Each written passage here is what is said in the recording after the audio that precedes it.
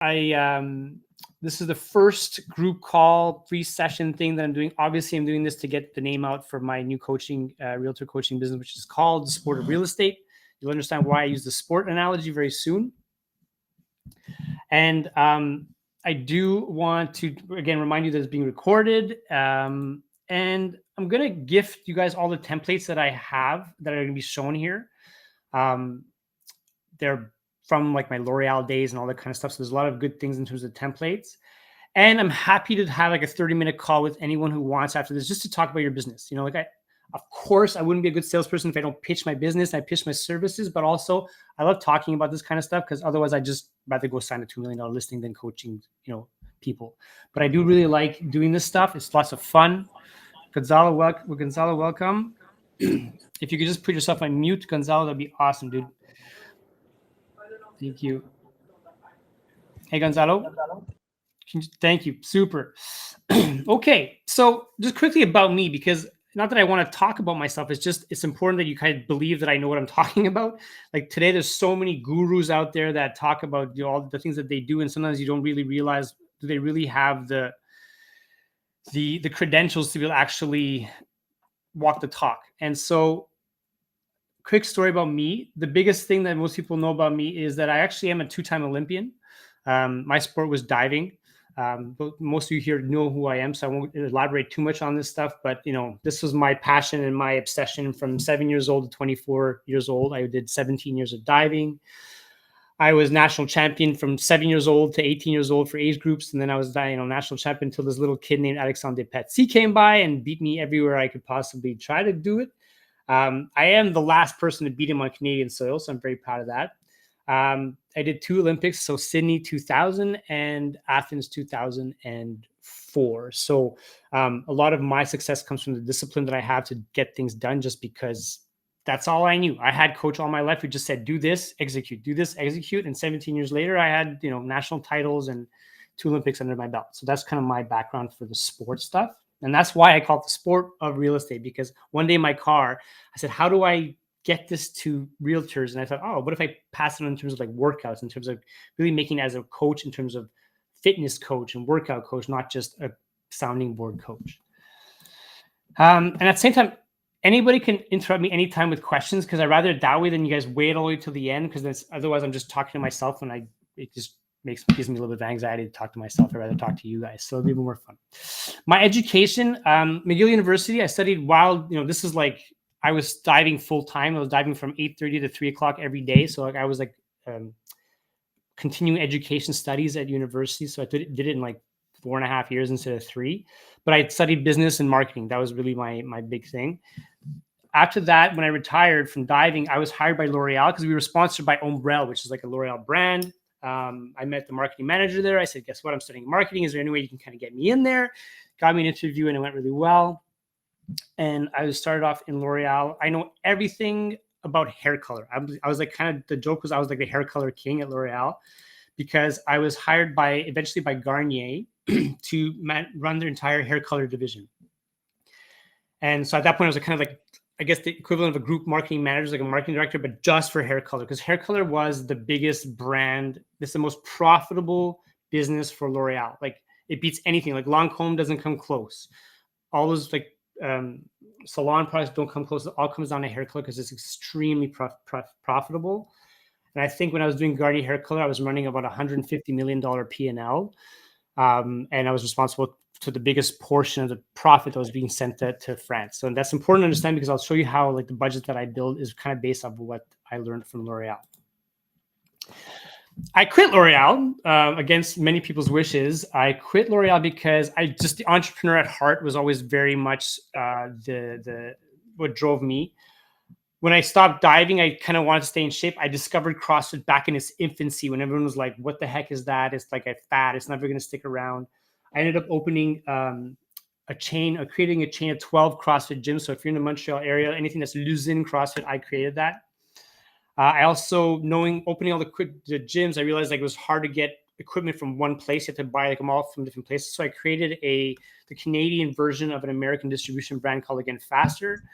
And they were both $1 million businesses that I was running side by side. I eventually sold them off. And because I realized that there was way more profit in real estate than there is in running a gym and selling a kettlebell or all that kind of stuff. So after that, I did a quick stint at Keller Williams when I got my license. Great school. I have nothing to say against Keller Williams. I was just intrigued by Angle & Volkers, which was starting its infancy into infancy. I shouldn't say infancy because it's been around forever in Europe, but it was launching into Canada, into Quebec. And I think within the first year, or beginning of the second year, I joined them. And it was a challenge because I was in the South Shore of Montreal. Nobody knew Angle & Volkers, let alone how to pronounce it. Like all the Frenchies of the South Shore was like Angeli Vaugier. Like they couldn't say it. It was a whole challenge to brand myself and this supposedly luxury brand that nobody knew about. The fun part was I had kind of a carte blanche to do what I wanted in terms of marketing, using the materials. And I really spent a strong, hard time on the South Shore.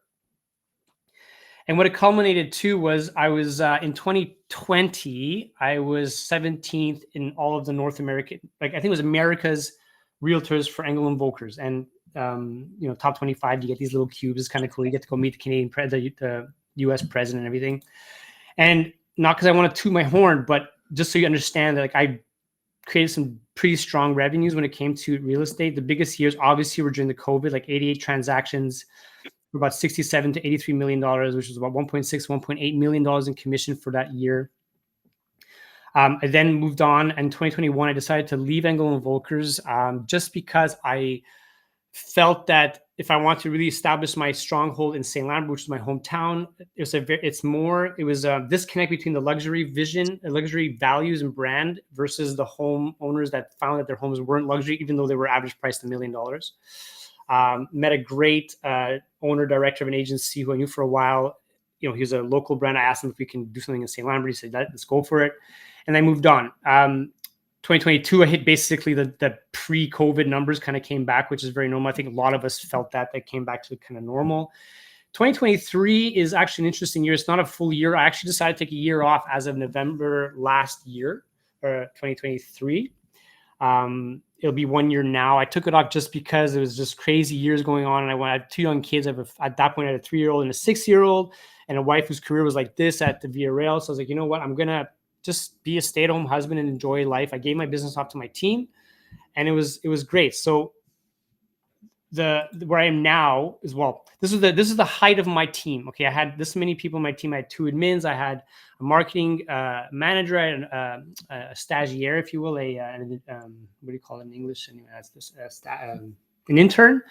I had agents for different markets, different people.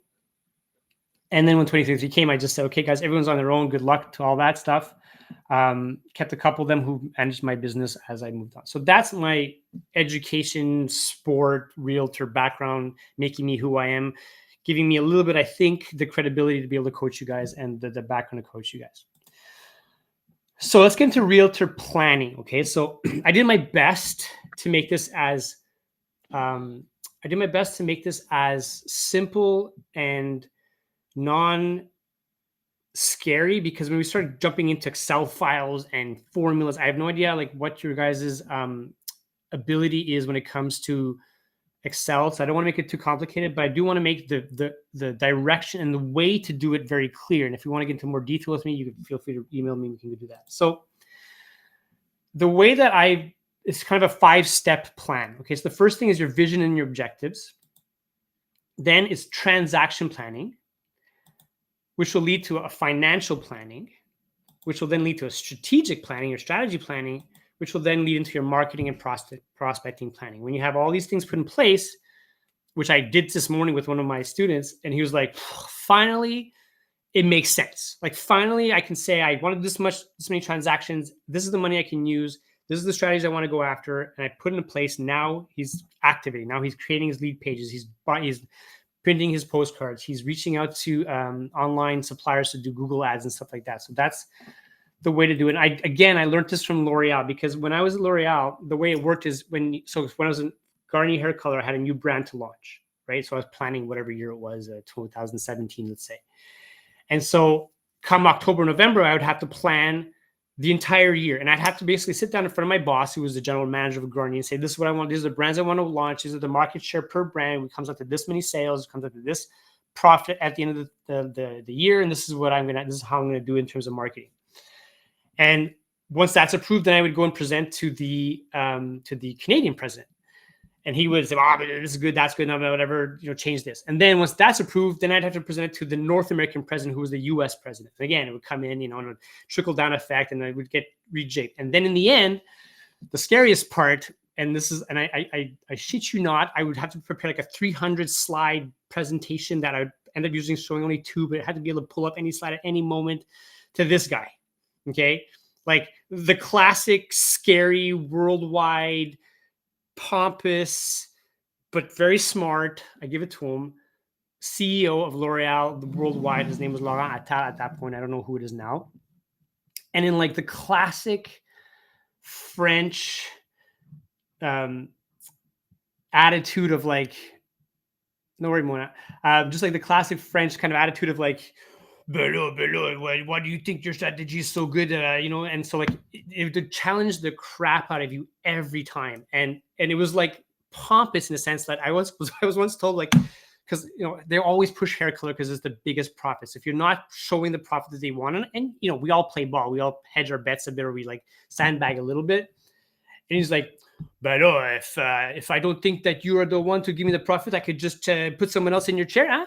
So that's like the world that I grew up in. So like the idea of planning and pre-planning and redoing your plan all year long was something that was taught to me from the beginning with L'Oreal, and I do very much thank them for that school that I had. Okay, the vision stuff. This is it's hard to find one way to plan your vision. Like, I don't mean to just go on some kind of mushroom trip and walk into a forest and just start thinking what's going on. It's really what's a functional, organized way that you can plan out the vision or the objectives of your company. And I've read this book, Traction.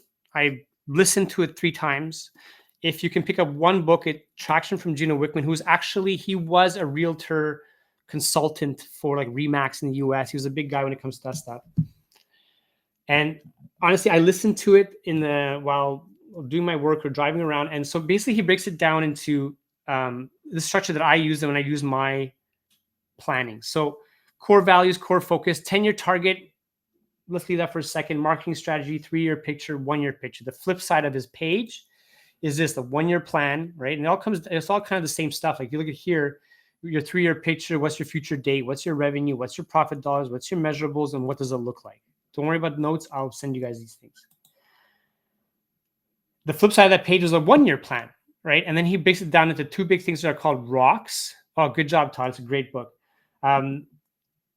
The rocks are like kind of the big obstacles in your way of why you can't get things done. Like, for example, one rock for a realtor would be like, I need an admin. I'm swamped in paperwork. I just got to get admin going. I need a junior realtor, or I need some better marketing. I need to change agency. Those are rocks. Issues list is like issues in your meeting, your team meeting, or meeting with yourself. Like, what do I need to fix? But don't worry too much about that. That's getting a little bit ahead of ourselves.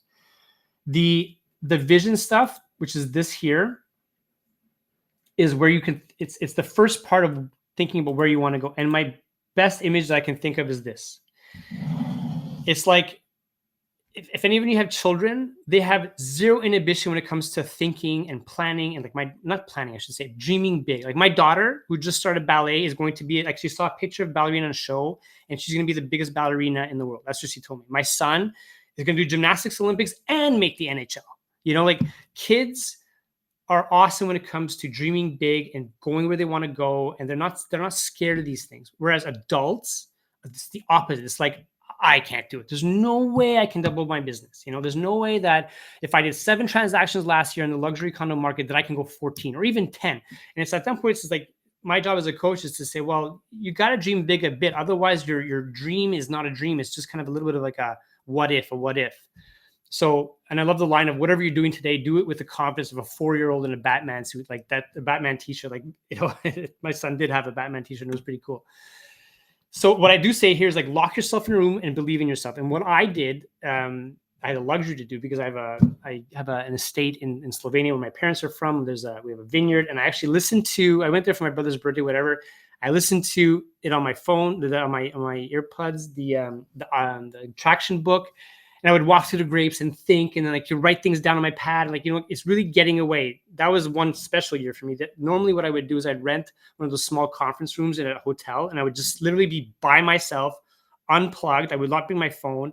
I would just connect to the internet of the hotel and like not do any emails and just start thinking and believing what I can do and where do I want to go based on last year's business. And as you start kind of doing this stuff, it all kind of comes clear into where do you want to go. And usually what this looks like, and so I'll give you the example of what I do when I present it to my team. So you have a more concrete example of it. And I, again, use the traction. So core values, like these are the values of the company. And it's to you to decide what your values are. And it's fun to put on paper because it gives you that sense of like, this is who I am. And if you're visual, you plaster it over your walls. For my team, if you have a team, if you have an admin or a junior broker, it's fun to give them this stuff because they're going to be on the same page as you. Your core focus, he basically, in his book, he mentions that your core focus should be either a purpose, a cause, or a passion. And that's what you rally everything around. And so for real estate, I decided to be a passion. For us, it was to hear, advise, and succeed for our clients, creating lifelong fans and friends in the process. Like that was like kind of like our mission statement, if you will. You can replace core focus with like your mission statement. I also talked about team stuff. I talked about target market, the selling local. That's when we changed agencies. It was like, let's go local. We have a local office on the main street. Like, let's go local. Then, in terms of your marketing strategy, there's three things: your target market, your three uniques, and then the next page I'll show you what it is. So the target market is like to really identify who is the people you're going to go after. Like, so are you going after first-time buyers? Are you going after luxury condo owners? Are you going after a certain town? Right? You can decide what it wants to be. I kind of gave a little hierarchy to my team, saying like the clients we don't want to work with, the ones we don't like, and we don't get along with, and we don't listen to. So like again, it's setting ground rules for yourself. Your three uniques for us, the way we decided it was going to be connection with the customer, knowledge of the process. Like the experience that we had in the team was like almost 40 years worth of experience. We said that was very important because whether you're a new buyer or you're selling a 1950s home that you know is going to blow up when it comes to inspection, that's what we want to give out.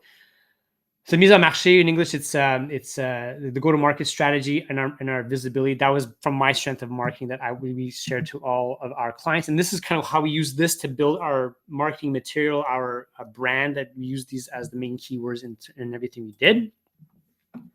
And lastly, he talks about the proven process. Like, what is your process? And this is fun when you have a team, or even when you want to set a kind of a process for yourself. Like we basically outlined it, and any realtor can kind of relate to this. You meet, listen, assess, educate, and advise, act, react, perform, and then remember and support. This is the part a lot of realtors forget if they don't have systems, because you'd rather move on to the next deal than make sure you keep maintaining contact with your past client.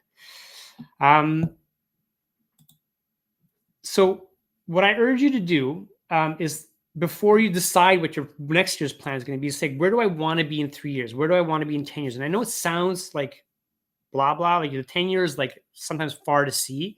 But the idea is like the answers you want to ask yourself are like, what does 3 years and 10 years look like?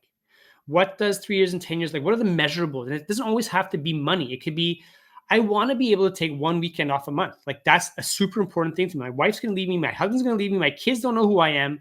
I want to take 2 weeks a year away with my kids to go do something. Like those are measurables that are very valid, especially for realtors, because we all know that this life is like nuts.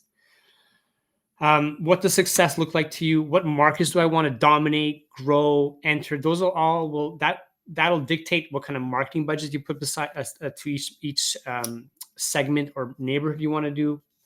Do I need help? Is it time for coaching? Is it time to get an admin? Is it time to get a junior realtor on board to help me kind of take care of some of the buyers I don't have time, that I know I'm just letting fall through my fingers, I'm just way too busy?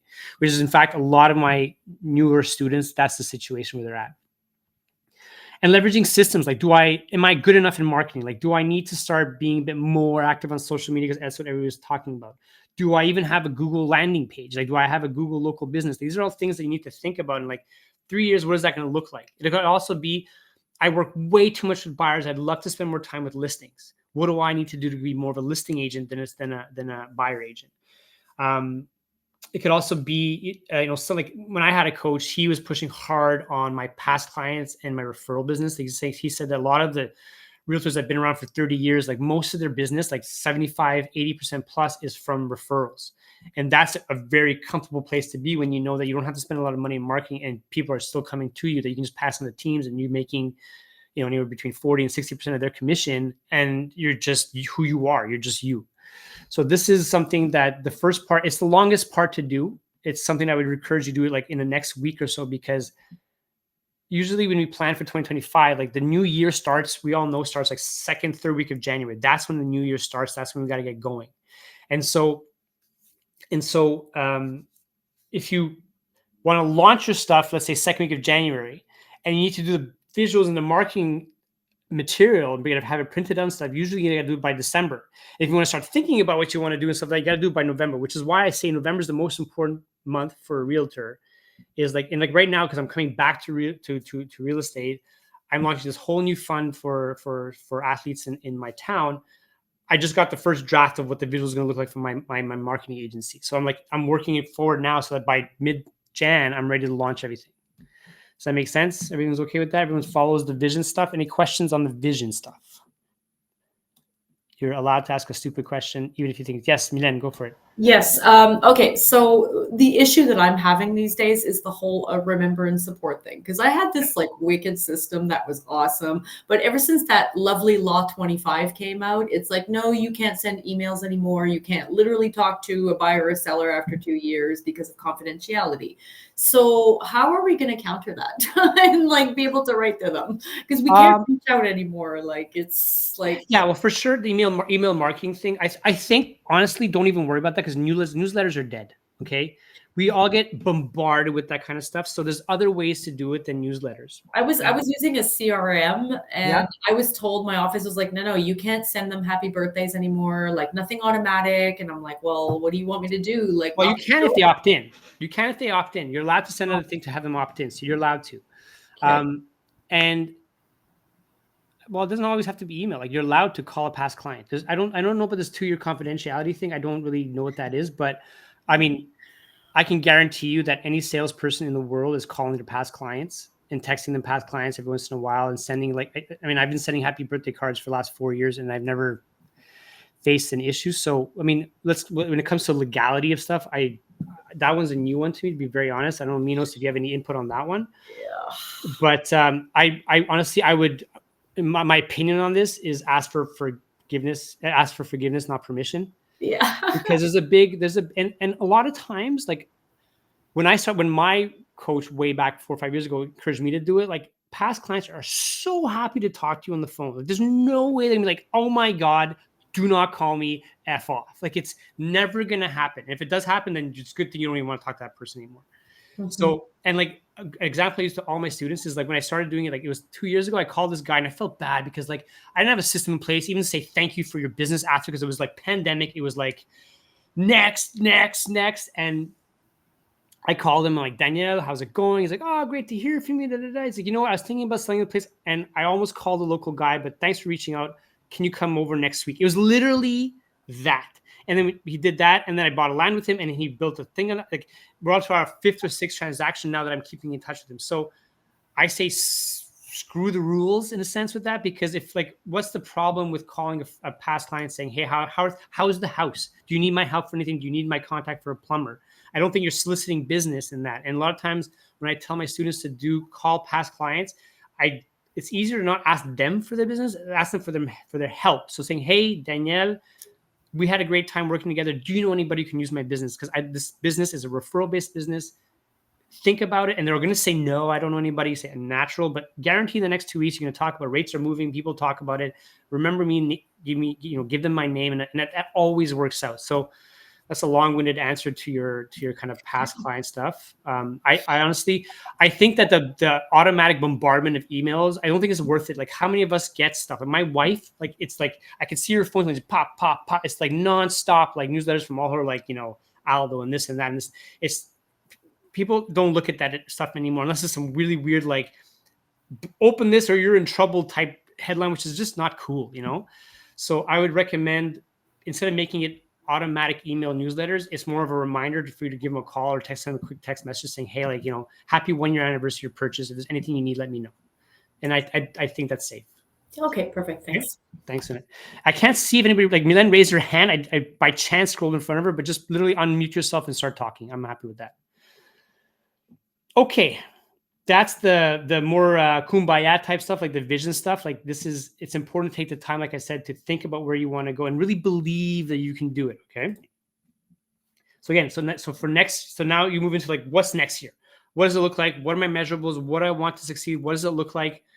What's the splits? How am I going to do this? The second step would be the transaction planning. Now, this is, again, a little bit like top line. It's what your feel is. Okay. And I sent some of you who like said yes to it. So, for example, some of you said yes to receiving emails when you sign up for this course. Those of you, I believe you got this emails. Those of you didn't get it because the system won't even send it to you. One interesting way is to go look at past history. Now, I put examples here, but like your source of business can be their neighborhood. It could be a type of client, like past clients. It could be a first-time buyer. It's up to you to define where your business came from in the past. I do a lot of, mine was all neighborhoods, neighborhood, because I had like kind of like a 3, 4, 5 neighborhoods I was working heavily in. And I added in past clients in the thing. I have a student who's very condo heavy and he loves working with first-time buyers. He put it out the way he wants to. Just be careful not to, you can't double count. You can't have a first-time buyer and condo together, right? Like it has to be like different people. So it's up to you. What you do is you go through your sales of the year and you record either like the region, like what area it came from, what type of property. Is it a condo? Is it a revenue property? Is it a single family home? You split out the way you want to, and record the average sales price, because that's always good to have. And then record how many of each one it came out to be, right? So this example, this is a fictitious person, did, let's say I'm saying Oakville 9 sales, and the next year this did 8 sales, and it kind of broke it down this way. And this is how his business came out. This is something you need to do. You can even do this during your vision stuff. Like when you get to like, where do I want to attack? This could be done during your vision objection planning. The second part of this now is to say like, okay, where is 2025 going to go? Where do I want it to go? Where do I believe it's going to go? So you punch in your numbers, right? And I put percentage of business. You don't have to put that. I just like to know like where my biggest source of business. Like for me, St. Lambert was always minimum 40% of my business, right? And there's a cap because it's not the biggest town in the world. So when I had a big team, I had to say, okay, well, we're going to enter at least 2 more markets so that I can feed my team and everyone's happy. You're going to say, Chris, is there a science behind this? Not really. It's really up to you to decide what you feel is best and what's realistic. And it's okay to be off. Right now, it's just like, you have to start somewhere. So if you never say, I want to do this, you're never going to get anywhere. It's going to be always in your head. And it's never going to go anywhere. The next step to this is, breaking out even more. Like, what's the average price per segment or per source of business? What does that sales volume come out to? So basically, your number of units times your average sales price comes out to your sales volume, times your average commission, which is usually 2%. If you're like a superstar broker and you can sign them for 2.5, whatever. And if you're doing your past numbers, go check it out. I think mine was usually around 2.3, 2.25, because sometimes I would double end, which doesn't, some states don't allow it. Even Quebec is harder now to do it. And some provinces don't allow it anymore. But basically it comes up to what your commission is going to be per segment. And it gives you your total commission for the year. Does that make sense? Anyone have any questions on this before I go into a bit more financial stuff? All good? Cool. So, and again, like you can play, like, the one note I would have here is be pessimistic on your average price, because this could swing your numbers wildly. Like if let's say the average price is 600, but you put 750, your 12 transactions are going to generate a heck of a lot more sales volume than if you like have a realistic price and one more transaction here. Does that make sense? Be careful with average price. Always, plan for lower and be surprised and happy as a bonus if your average price is higher than the opposite. If you're like a bit high by 2, 3 here, no worries. Watch out here. I'm going to contradict myself a little bit, but watch out here to be like too over the top. Like Keller Williams, the one thing I didn't like, Keller Williams has like this coaching thing called the BOLD, where it's just like dream big, go big, and like you would have to write down the numbers we want to do for next year. And like I was like, okay, I want to do 20 transactions, like, and like whatever number you have now, double it. You know, so you're like, wow, like I went from 10 to 20, now I'm doing 40. Like it's like you know, like you have to aim high with your arrow to get as far as you can and go big and go home. Like you're also going to set yourself up for failure too. So you kind of have to, like, you know, it's like you can do it with kids. Like, yeah, you're going to make the NHL, buddy. And yes, my dear, you're going to be dancing on the world stage. That's fine for kids because you have to feed it. But for reality, for business, when it comes to putting food on your table and planning it, there's a happy medium, you know? So again, it's up to you to like be optimistic, but not like unrealistic, if that makes sense. So now we get into a little bit of the Excel stuff. So bear with me. So once we know how many units we're going to sell, or units, that's me talking L'Oreal talk. Once we know how many listings we're going to sell or how many transactions we're going to have, you punch it into a budget planner. And I've had this as well for you. And I'm going to go through this. And the reason we do this is because we need to see, can I afford to do what I want to do? Can I afford to hire an admin? And can I put, after all this is done, pay myself and put some money in the pocket? Because one of my measurables for my 10 years is to buy to have, I don't know, 30 doors as rental properties, or to buy a vacation property in Florida. And so you have to plan to put away, I don't know, $50,000, $100,000 a year to be able to go buy that in 10 years from now, cash, no worries, have fun. Okay, so that's how it works. You can punch in a previous year in this column. Don't have to do that right now. This is just to compare finances, but focus on column G right now. So if you remember, we talked in that example that I had, it was 45 transactions, right? Oops, sorry, let me just go back to here. It was 45 transactions. Average sales price came out to 764. I did the math. 2% commission came to 688,040, which we saw here. Everyone follow? Yes, good, cool. Now I broke down for you on the big lines the expenses we have, and this is based off of my average since 2018. I'm very lucky to have my mom, who is a bookkeeper. She was a bookkeeper for Lloyd's of London, which is an insurance company like before some of us were even born, and so she, you know, she's a wizard when it comes to like the Sage, which is what's their not QuickBooks, but the other one there. So she's like every month at the end of the month, I give her my bills. She has access to my bank accounts, and I get this done. If there's one person I would tell you to hire if you want to be serious about your numbers, is not an accountant, because an accountant will charge you over the top amount of money to do this stuff for you monthly, but a bookkeeper. And usually you can find like a student bookkeeper who's studying accounting in university. It's not rocket science to be able to put things down. They'll do the lines for you. If ever you need my help, I can give you my full breakout of every line that comes in a general expense and a salary expense, or a marketing expense, but you don't need that.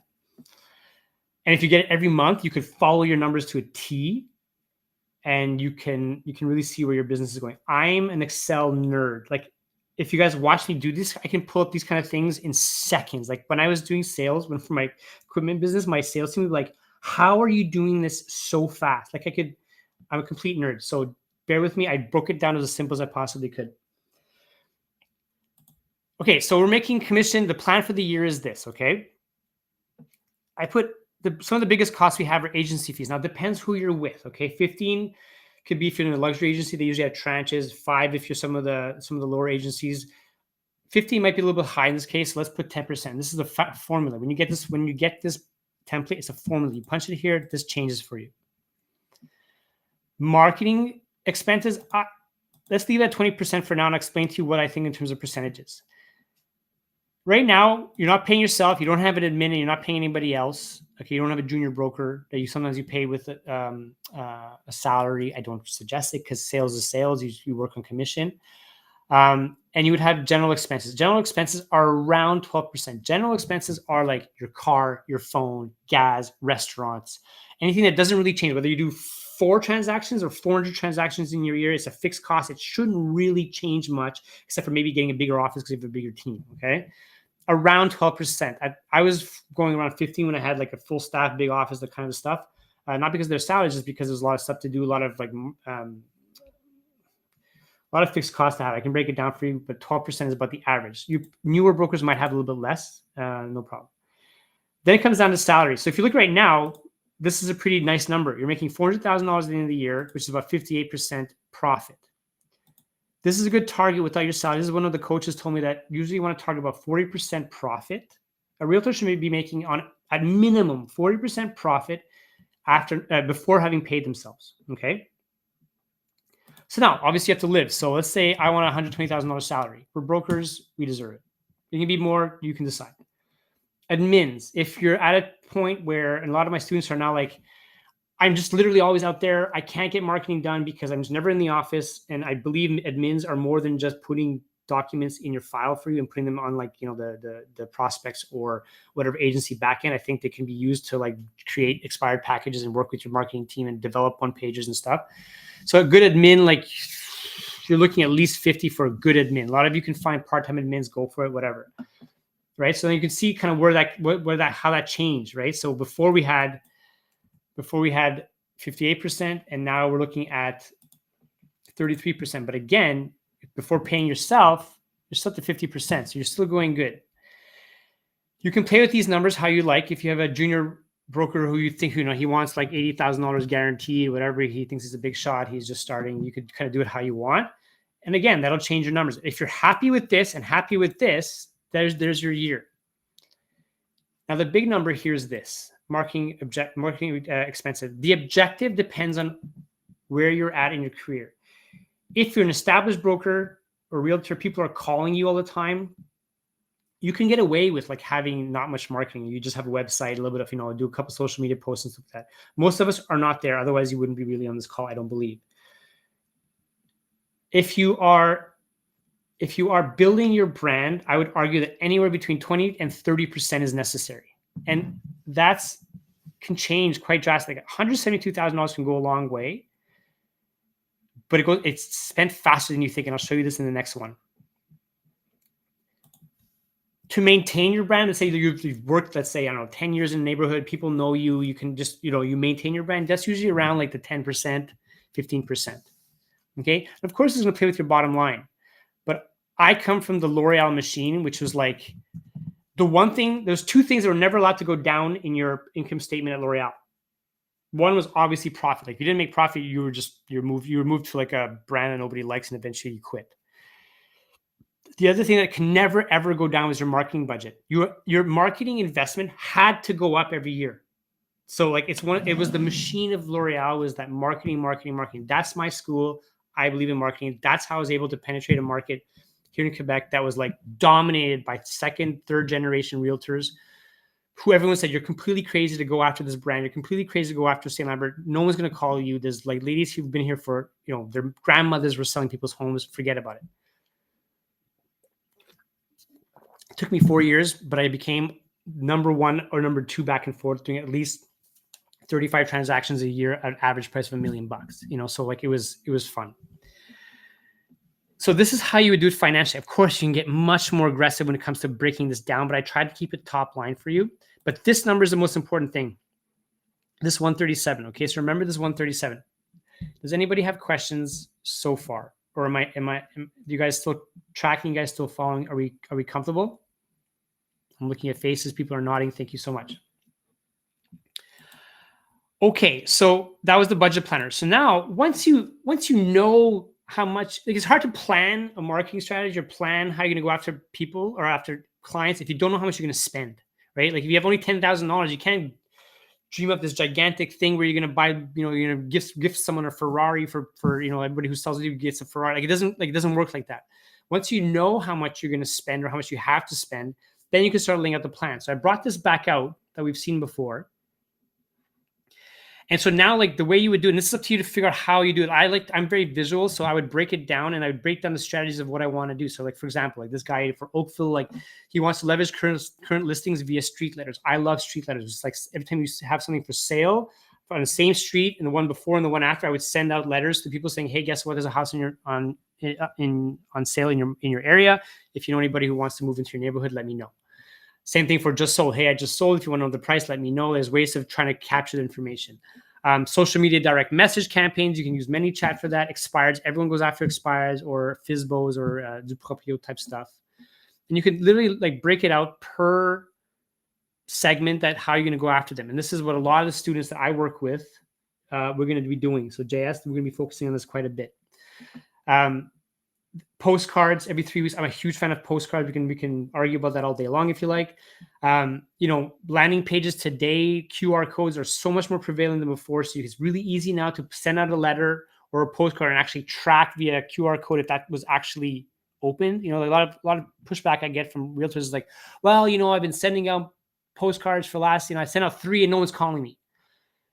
Well, yeah. I mean, when I was in L'Oreal, we had ads in Vogue and Châtel and Chaten was it like Chaten and all these magazines, and like we had no way of tracking if it worked. We just knew there was eyeballs on it, and it just once I made the mistake of challenging the president of like, you know, like, why are we in newspapers or not newspapers but in magazines if we don't know who's looking at it? And he's like, don't ever tell anybody you told me that, because like if your competition's there and you're not there, you're just not. No one's going to be thinking, but they're not going to be calling you. So I do strongly believe in marketing when it comes to whatever. And I do believe that today landing pages are super easy to create. You can track, you can get people to log in and give their email if they want to be receiving information. So then that's one way you can do it, by if they explicitly say, yes, I want to receive it, then you're allowed to send it to them. Sponsoring local teams, sending out more letters. I'm trying to think, like, this was a condo one. Like if you want to sponsor their yearly party in summer, Google ads, open, you know, you say for first time buyers, I'm going to be an open house machine. If it's not even my listing, I'm just going to be at open houses. I don't have any Sundays ever again. I'm going to leave in open houses. I'm going to pick them up. So you put that into your calendar as a prospecting calendar. Facebook lead form, social media, branded videos, past clients. So Milen, this is what we're talking about, like touch points every year, whether it's a call, an email, a text, a gift to your VIP.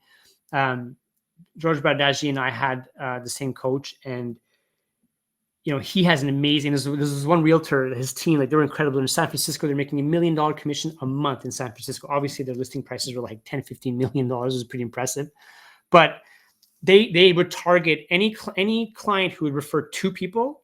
They were getting like a gift a month. They had one admin whose sole job was to like find gifts, brand them, and drop them off at these people's houses. Like that was it. It was just basically referrals. And that was one of his strategies, and he had a whole marketing budget set behind that.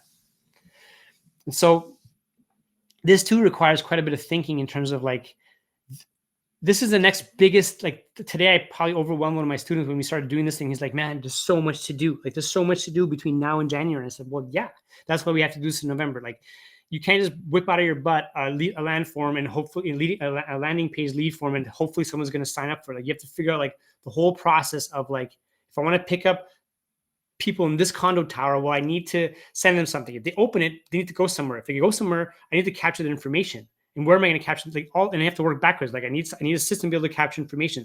I need a system to be able to kind of do landing pages. I need a system to create QR codes, and I need a good marketing letter to be able to send out, right? And I need a good partner to be able to print out my envelopes. It's a lot of work to do, and this requires a lot of thinking. So you can move quickly through like the financial and the transaction numbers as long as they make sense for you. So before we get into the marketing plan, just how do we get there? So you identify your budget based off the transactions you believe you can do. You define a strategy based on the segments you want to go after, and you do the thinking of how am I going to pick them up? And then you build your marketing plan. So now we go into the other Excel file that I have, which is the marketing plan. This stuff is fun. Like this is pure L'Oreal. When I had this is like every week of the year is here. I put every Monday. So this is January, like this is of 2025. So every week of the year is here. And when you worked at L'Oreal and you were marketing, you had to literally walk around with this thing in your hand, print it out in multiple copies, because the VPs love saying, what's your marketing plan? What are you doing next week? Right? Like they would jump on you all the time. And so this is like, it kept you, like, we would have like, you know, TV campaign, 30 seconds here with a 15-second campaign here, and the print ad would be here. And like, and we had it up, and like the dollar amounts would be in, like at the top or inside the thing. And like and he's like, the president would like, he quiz you, like, how much are you spending on TVs in the next quarter? Like that's the type of school that I grew up in. So like when I had my team and I had my admin, I was like, let's go, you know? So quickly, like, how would you set this up? So for example, let's say you're going to do postcards. You want to do it every 3 weeks starting January. You did your math. You talked to your marketing partner. You know that to hit $5,000 is going to cost you $2,500 to print it and deliver it. And you want to do that, let's say, every 3 weeks. So 1, 2, 3, 1, 2, 3. So you know that you're doing this postcard here. And so you can do it every year, every time, all year long, every 3 weeks. Okay, going up to Christmas. But you're like, you know what, summer, I don't think so. People are not really around. They're usually on vacation. So let's cut these 3 out for summer. That's how you would do it. Okay. Next one. Street letters. I love sending out street letters. Every street letter, you know, every street letter costs me about $2. I send out 300 a week, right? to different areas, different, let's say condos, whatever. It's cost me $600. This one too, I'm going to do every 3 weeks, something like that. You can figure this out. Again, this one is like non-negotiable. I'm doing it every year, every time of the year. Here we go. So you can see the numbers adding up pretty quickly. Okay. But you have the budget for it, because remember the number was 137. Newspaper ad, up to you to decide. If you're in a small town, I have a small town. There's a local newspaper. It costs $900 for a full color page. Newspaper, usually the strategy is that you blast it, right? You would do, let's say, 5 weeks in a row, because there's one chance to see it. It's not like something that ends up in their mail that they can keep on their desk in front of the place. And I would do it, let's say, beginning of the year, and I would do it again, let's say the back to school period. So I do say somewhere here. Next, social media ads, okay? Facebook lead forms, first-time buyers. I have an agency that's going to do it for me. We'll get into the agency stuff in a second, but it's going to cost me. When I started in online sales, like $10 a day was a good budget. Now it's like minimum $25 a day, right? So if you want to do, let's say, $25 a day times 3 weeks, or let's say 4 weeks in a year, in a month, you're doing about 100. Sorry, that's per day. So yeah, so you're looking at 30 days a month. So you can get $750 per month for a good quality. Like, one guy put it really well when I was following this year. When I took it off, I studied a lot on social media marketing. And one of the best analogies I heard is, if you don't put enough money into your marketing campaign, your online campaign, it's like putting not enough gas in your car and you can't get far enough. And it's true. Like, I doubled my budget since I created this coaching company, and like it exploded over the last 3 weeks, because now people are seeing me. Whereas before it was like I got a little bit of followers, but now my followers exploded. So again, every month, landing page costs you $400 to have it. Maybe not that much, because some of them are pretty cheap now. So let's say $100 a month. Your Instagram campaign for condos comes down to that much. And this too is going to be every month. So you just kind of pump it out every month. You put it in there, right? Let's just do this real quickly here. Bang, bang, and bang. It doesn't really matter. It'll add up.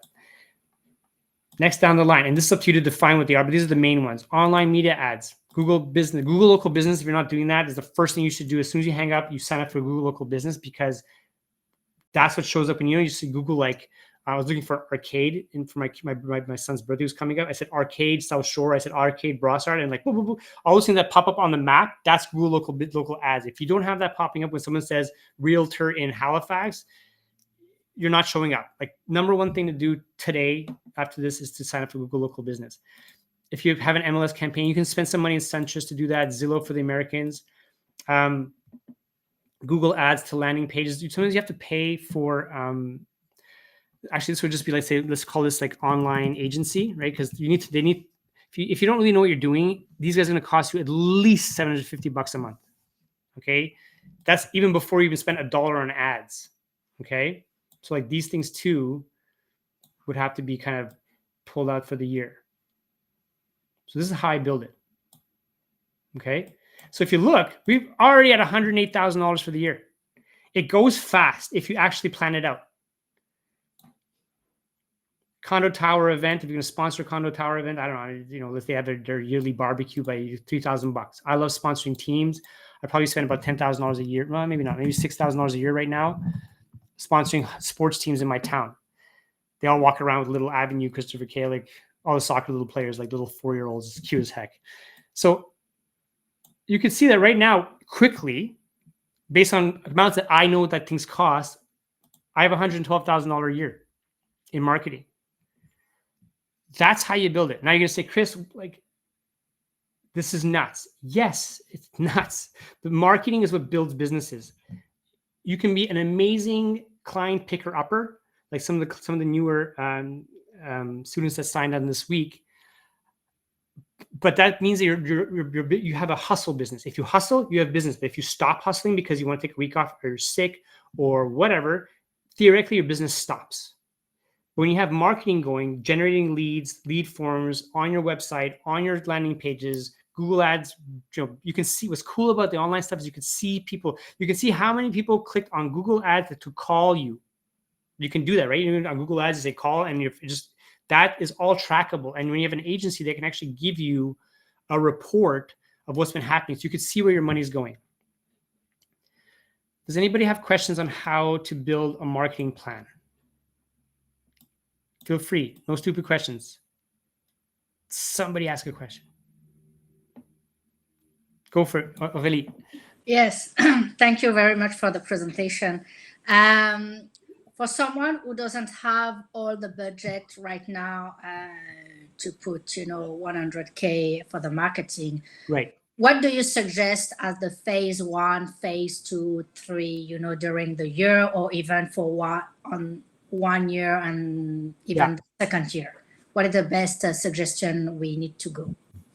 So, okay. So again, this is a year, but you can also look at like the quarter, right? So like you can start a quarter. So let's say like for the first quarter, it's $40,000. That's the way that I built this. And you can decide after that quarter, am I going to keep going with this stuff? But the first phase stuff is basically really going to depend on your strategy. Like this is like more of a one-on-one discussion to have, like where I can suggest you to put the money on. But like this strategy here is going to define, like for example, if this, let's see, what was the example here? Like for this person here, this neighborhood 1, 27% of their business is there. If this is the easiest one that they can double, then they should put most of their budget there. Right? So now if, for example, Oakville is the strategy, now what is it going to take for me to double my business in Oakville? I know that people know of me. They just need to they need to know more of me.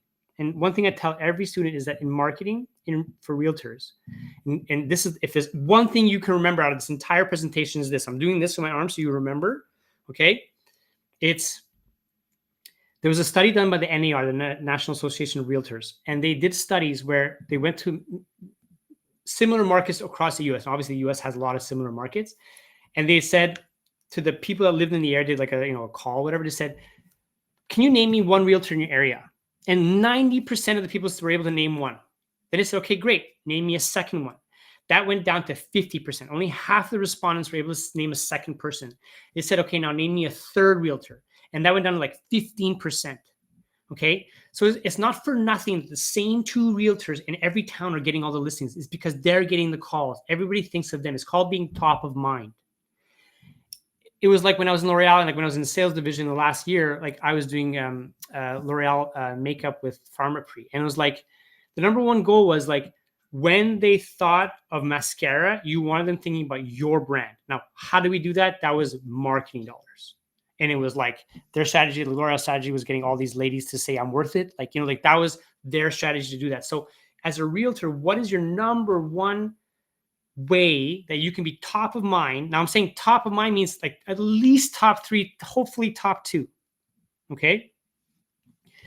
In your area. So that's the number one thing you need to focus on right away. So if you don't have like, and again, this is a budget based on next year. You have like unlimited budget because you're going to make that many transactions. But if you can also do this work by what's realistic. But again, if you don't if you spend money, you're going to get more business. So it's kind of, you can't say to stay the same as spend money because you're going to make more business.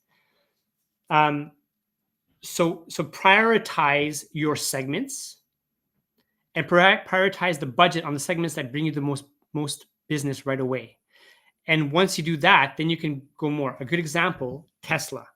They decided to launch the S, the most expensive model first. And the reason they did that was because it's the most profitable. And that profit allowed them to launch out the more lower end models, which are less profitable. So that's one way to think of it. Like, where do I know that people know me already, but I'm just going to ramp it up? Okay. When I came to L'Oreal, when I came into St. Lambert with Engel & Volkers, nobody really knew this brand. So I was actually able to use something, a novelty of Engel & Volkers. Like nobody saw this white brand that was not like the local brand or like one or two of the big name ones like Royal LePage or Remax. And I blasted everything. I did that marketing plan. I was everywhere. I was in newspapers. I was on Facebook ads. I was in the street. I had signs. I was sponsoring teams. Like I was everywhere. And like the people that I did know in the town, like Chris, I see you everywhere. I'm so sick of seeing you everywhere. Like I would be reading my National Post and a freaking ad of you would pop up. Like I knew that I was top of mind. I even branded my car when I was driving around the 3 main streets of St. Lambert. People saw my car. So my goal was St. Lambert. I don't care if you don't call me, but there's no way you don't know who I am. And that really quickly went from 5 transactions a year to 35 transactions a year within probably a 3-year period. That was the big thing for me. I think my cat's trying to get in. So that was the way that I built that. Does that answer your question, Aurélie? Yeah, it's all good. Thank you very much. Yeah, if you want to go more specifics in the 30-minute call, we can talk like really, really I specific. will for sure, man. I Great, will. Thank you. great. And the big watch out I have at the end here is like, so recap. We built. Sorry, is there any other questions on budgets and stuff? I know it's weird to say I'm going to spend. I'm not saying you have to spend $100,000. You could decide to spend only $50,000. Just know that the more money you put in it, the more gas you put in your machine, the further your machine is going to go. So if you say, Chris, my marketing didn't work out, the first thing I'm going to ask you is, what was your budget? You're like, well, I put $15,000 in my year. Bravo. There's guaranteed there's like the top 50% of realtors in your area spending more than that. So whose fault is it when you're not, they're not top of mind and not calling you? So the first thing we do is we build a vision. Second thing we do is we decide on how many number of transactions we're going to do per business source. Okay. That will help us define a budget, profit. Can I afford to pay an admin? Can I, all that kind of stuff? Can I afford to pay myself? Am I going to have money at the end of the year? Are we going to be able to buy the vacation property or another Airbnb property like Polson there? The next one is create the strategy per business source. And the last part is build your marketing. You build your marketing and prospecting plan. I didn't mention the prospecting stuff, but that's here. Prospecting doesn't involve money necessarily, but this could remind you, like for example, Milen, like if you're talking about reaching out to past clients, in January, it could be like Happy New Year, a call or an email or text.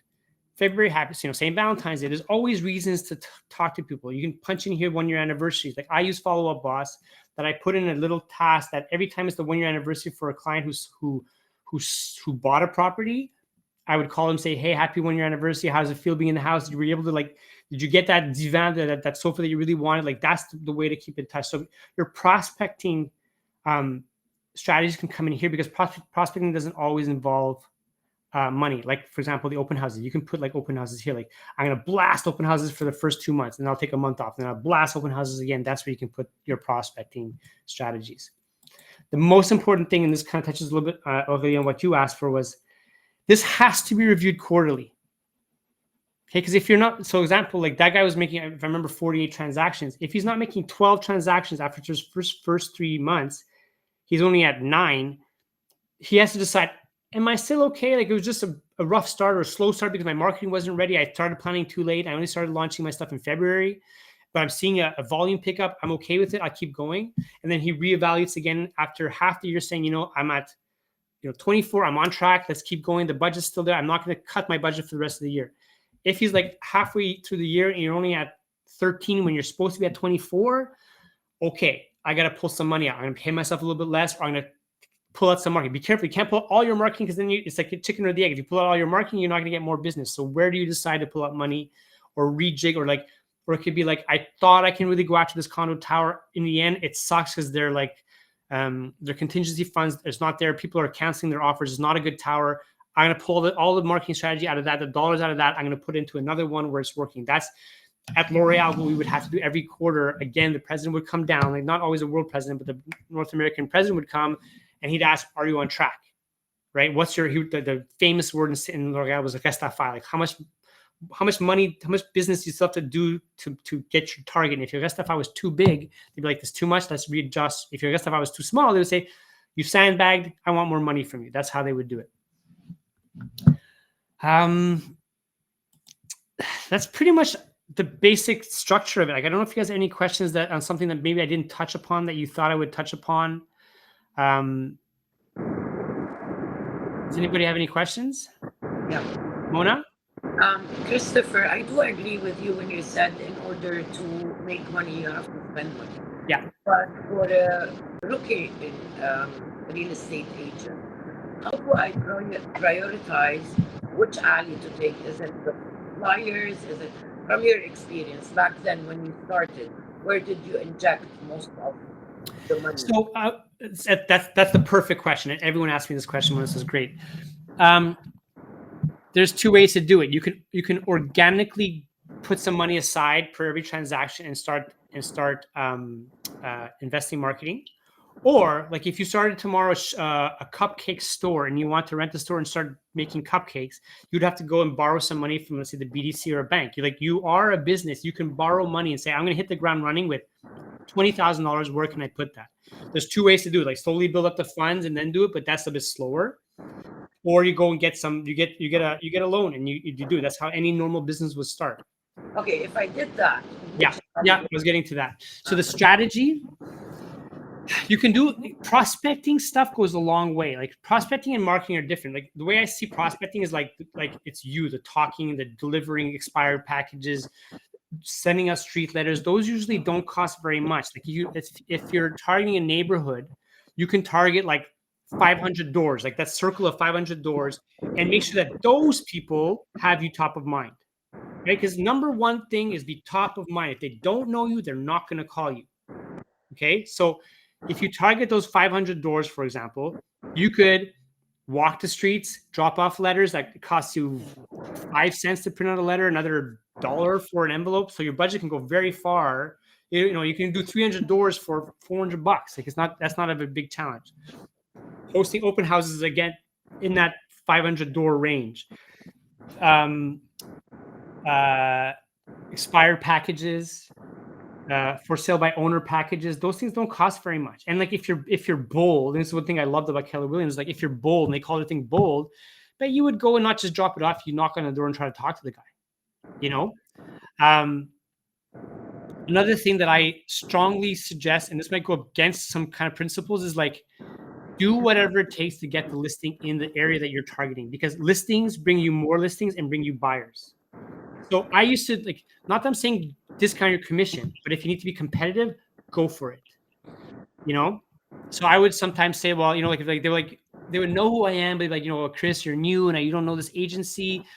And I would say, listen, if I dropped half a point off my commission, would that change would that make it a bit easier? And they say, yeah, great. I didn't care. I just wanted the listing, because a listing is your greatest marketing tool. The listing is like social media posts, just sign new listing coming soon, if you're allowed to do that in your market. Taking the pictures today, visits, open house, got an offer, accepted offer, sold, or doing the inspection. So like those are all things you can do. Like that's all material you can use that you can market social media wise, because social media also is cheap, very cheap. Like Google ads, I would spend money too. Like you could spend $50, I don't know, let's say $100 a month or $250 a month on Google ads. So that at least you, again, in that 500 door range, you're showing up when somebody says realtor for, I don't know which your area is, Mona is, but a realtor for Halifax. like those things don't cost a whole lot of money. What does cost a lot of money is like when you go heavy on Google ads, social media ads, like you could, to put a lot of gas in your car will cost a lot of money. Postcards cost a lot of money. I give you that. Nobody wants to do them, but I built my entire business on postcards. I religiously sent out a postcard every 3 weeks, sometimes every 2 weeks for 4 years to 3,000 doors in St. Lambert. I didn't stop. I had some money put aside for my other businesses, so I did have the funds for it. But I can tell you those funds went down quickly. Like I didn't get the listings right away, but whenever I got a listing meeting, they would ask me, Chris, where did you get? Or sorry, I would ask them like, how did you know me? Like, why did you call me? What made you call me? The lady, and I promise you, was more than once, probably more than 10 times. They would open the drawer, pull out 3, 4, 5 postcards, and say, because of this. Okay, Christopher. Again, as a new agent, if I want to send postcards 3 times every 3 weeks, what kind of messages are you like? Is it listed, new listed? Well, you leverage your listings. If you have a listing, that's again the best thing. You leverage your listing, you leverage your sales, because sellers, again, I work a lot with sellers. A lot of new brokers do buyers, so I'll talk about that in 2 seconds. Listings is always one of the strongest ways to do it. And sellers are looking for 2 major things in the realtor: experience and knowledge of the market. If you're a new realtor, you don't have this one, but you better have the knowledge of the market. If you can't tell me what the average price in the last 3 months and the last year was, how many sold in the area, how many dropped their prices, those are things that will come out very quickly as I'm an expert of my market or not. Listen, if you have the listing, that's your message. Like they want to know, can you sell? People want to know, can you sell? That's the number one thing. So if you have a listing, you have a sale, like in Quebec, are you in Quebec, Mona? In Oakville. Oakville, okay. It's funny, I was doing Oakville. In Quebec, you're not allowed to advertise once you go to the lawyer. Once the notary's done, the keys are passed. Okay, so like once the sale's final, to before they go to the lawyer, like that's like you blow it up in terms of marketing. That I sold it. So you put it the same ad 16 times. You do what you can because that's what's going to go. That's the listing side.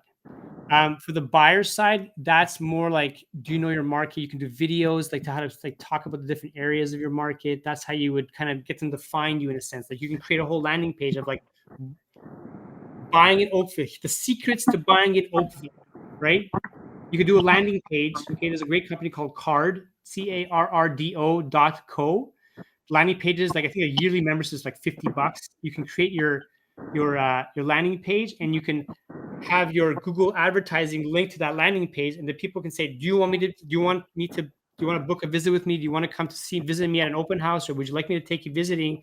Fill out this form, and they'll give you their name, their number, and their email, and you can get a lead that way. That's how I would do it if I was starting all over in a different town. Did that answer your question? Yeah. Yeah. Yeah. Okay. You can see no. It's a long conversation for new ones. It's a lot of what's the cheapest, simplest way to make sure that people can find me and know me. Okay. And the message is like, I know the area. I can sell. And a lot of times you can make a deal with a broker to be asking to put you on their listing, but you'll do the open houses, but you don't want any money. I don't want any money from you. I'll do your open houses, but put me in a listing, so at least I look like I have a listing in the area. And sometimes some smart top brokers will do that because they realize that I don't have to do an open house. I don't have to open the door all the time. They'll actually even take you with you to the visit to meet the seller, so you know the property, and they might even give you the direct buyers because they don't have time to take care of them. That's another way to get started pretty quickly, and at least you have a listing on your MLS. Okay. Thank you. You're welcome. Anybody else have questions?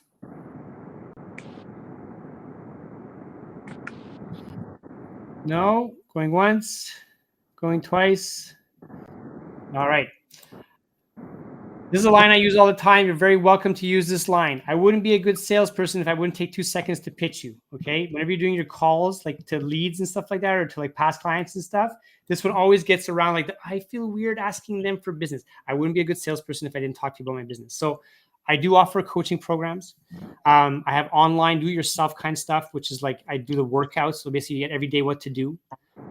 It's basically based on this kind of stuff, like what to do every day. It doesn't require much budget. More of this could be something you could be interested in if you want to kind of get started. There's 3 teams I have. I have development team, competition team, all-star team. It goes basically from like starter agent to I do 1-2 transactions a month. How do I leverage marketing and go after more? To the all-star team, which is like, I'm so overwhelmed. I need to build a team. I need help in admin. And I never see my wife. What do I do? My husband, what do I do? How do I make this make more sense for me? And I do 3-month coaching programs. I don't believe in like hooking you in for a year and like we end up doing calls just talking about like how the hockey game went because we've gone circle over everything. The goal is that I teach you everything I know in 3 months, and after that you should be able to run by yourself. And if you need me, we'll figure out a call structure that you can call me once a month or whatever. That's basically what I do. Thank you. Thanks for showing up. I really very much appreciate it. I'm going to be sending you the templates that you saw today. You're very yes. The little fancy Excel thingies Those are my going to be given too. I'm sending you everything. I'm sending you everything, and again, like via email, because my exploratory call on my website is only 15 minutes. You can book that too, and we'll just extend it to 30 minutes if you want to talk.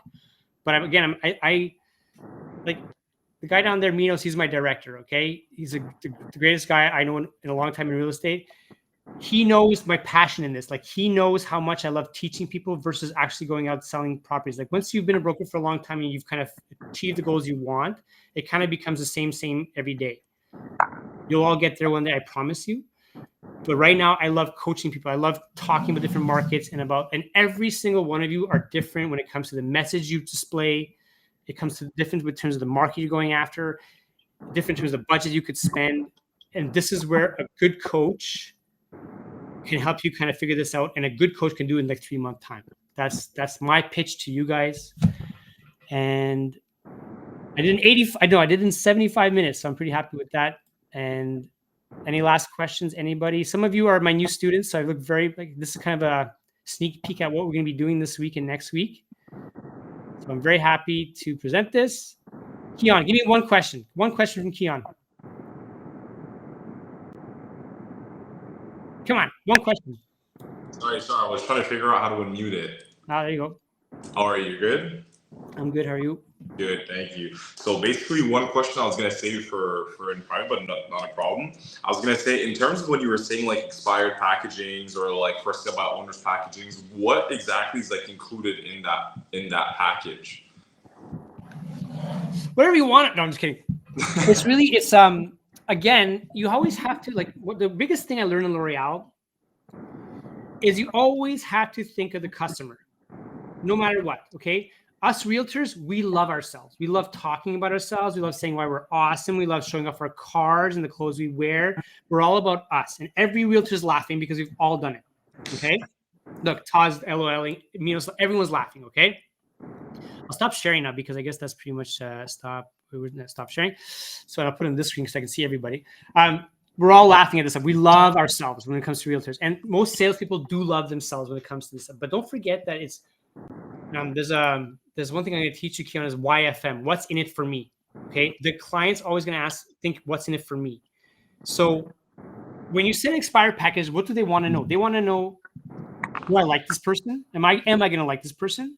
But the most important two other things are, and you can ask any AI this, like what are the three things or top three things a seller is looking for in a real estate agent? And it's always experience and knowledge of market. Those are the top two things that come by. And then it's like personality, or anything that revolves around who are you type thing. So your expired package has to speak to that. It has to speak to like, I can sell. I know this stuff like the back of my, like if you check, like I know every street in my hometown. I know the houses that sold. I've been in most of them. And that's the benefit of being a realtor for 10 years in one town.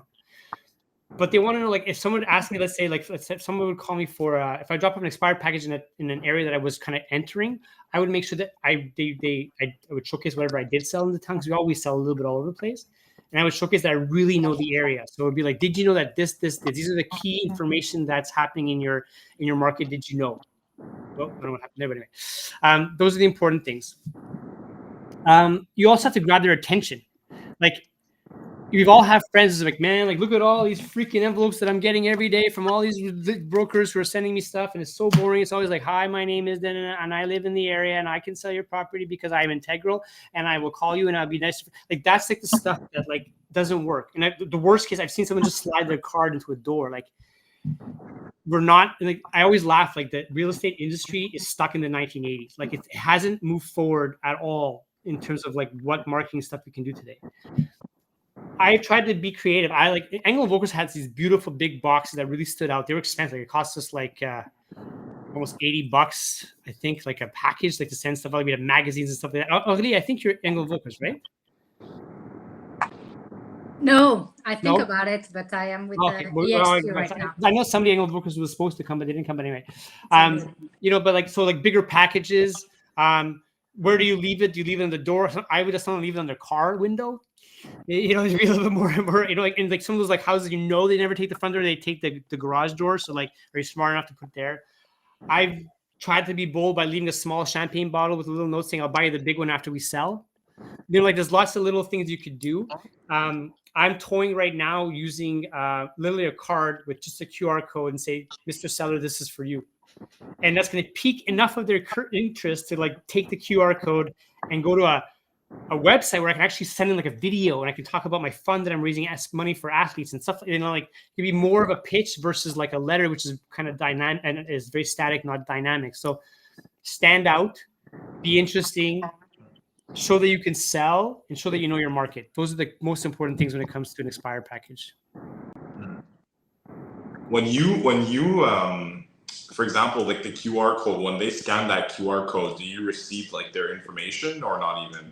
Well, no, the QR code, you can like, it's, there's a bunch of QR code generators. I use Bitly because you can track any URL, anything like that. So you can basically, all the QR code will tell you is if someone clicked. Okay. Right? Like, so you don't know today if someone opens your letter, correct? Like, we have no idea who looks at our letter. But if you have a QR code, they actually take a picture of the QR code, you'll get a trigger in a report, you can always go see a report. You'll see that you can see how many people actually open it. There's no better feeling than knowing like you send out 7 expired packages or street letters, and like 6 of the 7 actually clicked on your QR code. That's pretty cool. And then the next part is you've done a lead form that has a Google Analytics, that has a video, that has a lead form where, a landing page that has, let's say, video, Google Analytics behind it, so you can see how long they spent on that page. And you can actually have a lead form where they have to punch in information if they do want to work with you.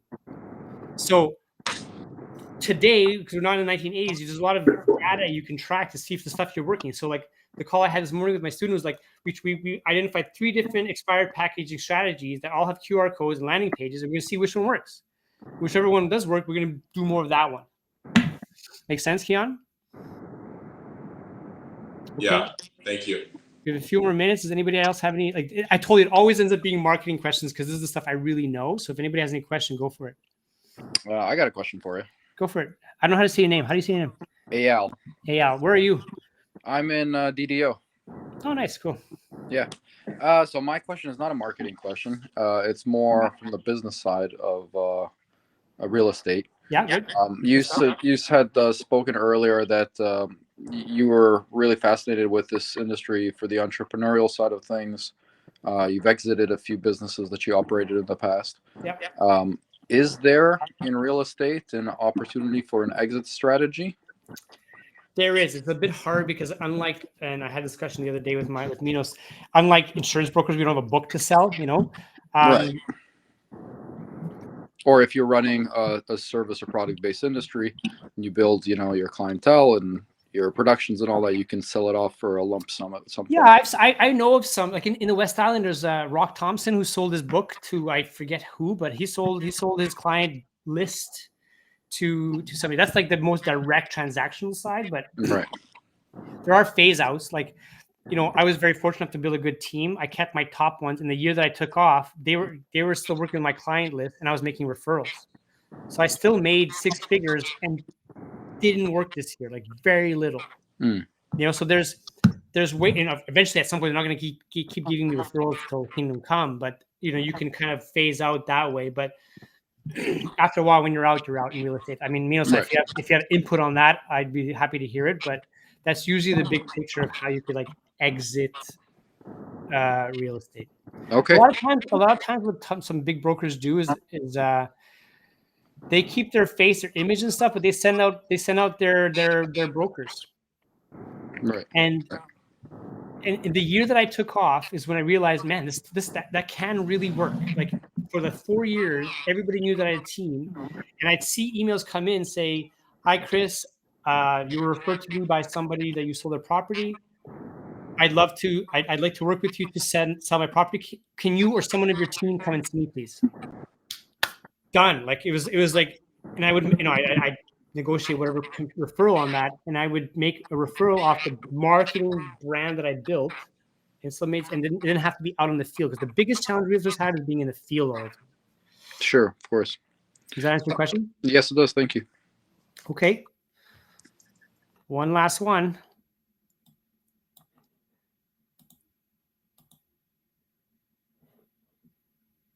Okay, guys, thank you so much for being here. This was really cool. As I said, full disclosure, this is my first one. I think it was pretty fun. I thank you for the marketing material, right? The listings give you marketing material. This group call gave me some marketing material that I get to use in newsletters and social media and visuals and stuff like that. So thank you so much. Don't worry, I'm going to blur your faces. It's more about my presentation than your faces. And hopefully you guys learned something. I would love to coach you guys. Reach out to me. I'm also thinking, because this is my first test of a group coaching, is I might once a month open up a group coaching team, if you will. That'll be, let's say, a 5-call group coaching thing that you can come in at a lower price. I understand for some newer realtors, it might be a bit of an investment to put in there.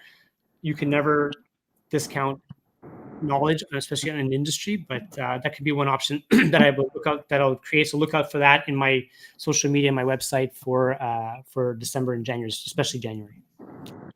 Thanks, Christopher. And with that, I thank you all. I wish you guys a very good, happy Wednesday.